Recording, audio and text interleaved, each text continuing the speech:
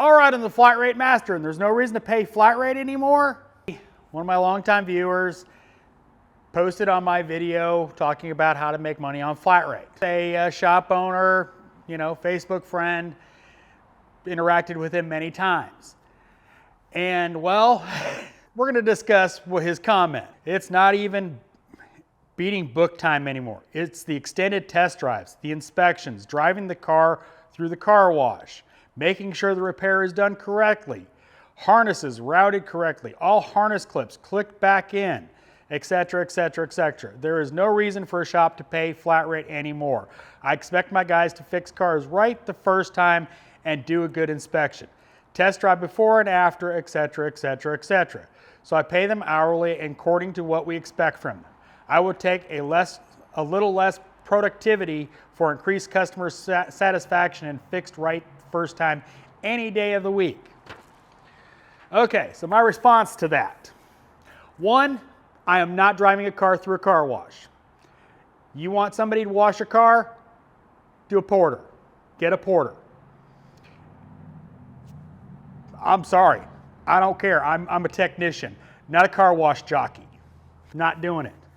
I know what you pay. You pay decent money, but it's not that good. Two, any good technician, please note, any good technician is going to do exactly what you say you want. Why? Because they're a good technician. Just because you have good technicians that are paid hourly that do their job doesn't make them unique. There's lots of good technicians out there that will do extended test drives, that will verify their repairs. Oh, I've got a whole shop full of them. On a side note, we have porters here that can drive cars for us. I still have technicians that go on extended test drives to verify the car is fixed. They're paid flat rate. Guess what? They're good technicians. That's what good technicians do. They make sure the car's fixed right. The fact of the matter is if you've got a poor technician, doesn't matter how you pay them, they're going to do poor work. Also, the fact of the matter is that you've capped their income. Yeah, they're happy with what they get, but the fact of the matter, if they're doing such good jobs, but you have them doing car washes, that's just stupid. Hire a porter, dude, seriously. Hire some person that can drive cars to go do some of that stuff to increase your productivity because you're costing yourself money. Not even telling you to convert your text to flat rate. You're just straight up money in the breeze because, well, that's what you're doing. By having technicians wash cars and, test drives before and after, we all do it. Cars are test driving. The only ones that aren't test driven are the ones that, don't have all their gears, have an overheating complaint because, well, overheating complaint, stuff like that. That's how it works. In any shop that, I am associated with, that I have any authority, is cars get test driven before and after the repair, and they're test driven an appropriate amount of time after said repair. That's how good technicians do it. Sorry to tell you that. You're not unique in the fact that your technicians do that. I've got a whole shop full of them. Trust me, I've had to help them, fix stuff they've messed up. They don't leave broken bolts in, places that they can't do anything about. They get me to help them figure out how to get it out and fix it right. By your pay system logic, anybody that doesn't work on hourly is a hack. It doesn't work that way, dude. Sorry. You can pay however you want. Any shop can pay how they want. Any technician can get paid how they want to get paid. If they don't want to work on the flat rate system, don't. If you think it's too much stress, don't work on it. Find a job that pays hourly. That's the beauty of this current market, especially.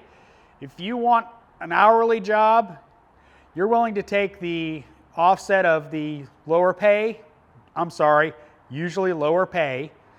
Overall, flat rate pays better. It does. As long as you're in a busy shop. And if you're not in a busy shop, either way, you're probably getting sent home, so you're not making what you could on hourly because you got sent home. You see the point? If you're an hourly technician, you get sent home. You don't make money when it's slow because you got sent home. Little rant here, because the flat rate system has its issues. Hourly systems have their issues.